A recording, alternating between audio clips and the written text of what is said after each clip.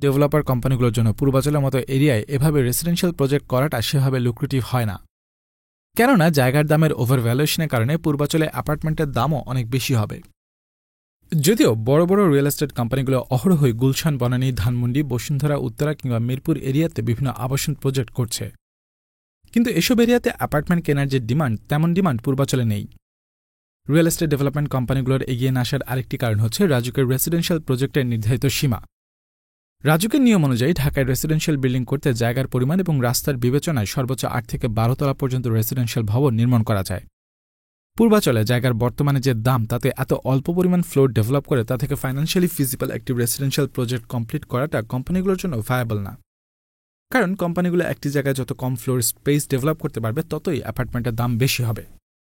যেহেতু পূর্বাচলে অ্যাপার্টমেন্ট কেনার তেমন কোনো ডিমান্ডই নেই, তাই এই এরিয়াতে অ্যাপার্টমেন্ট বিক্রির জন্য কোম্পানিগুলোকে একটা লম্বা সময় ওয়েট করতে হতে পারে, যা কোনো কোম্পানির জন্যই ফিনান্সিয়ালি লুক্রেটিভ কোনো ইনভেস্টমেন্ট না।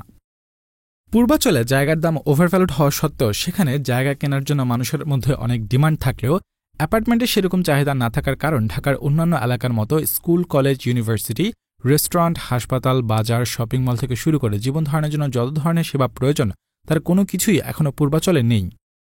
বাংলাদেশে মানুষ বাসা ভাড়া নেওয়ার সময় কিংবা ফ্ল্যাট কেনার ক্ষেত্রে কর্মস্থল ও ব্যবসায়ের লোকেশন, ভালো স্কুল, কলেজের উপর ভিত্তি করে কাছাকাছি কোথাও বসবাস করে।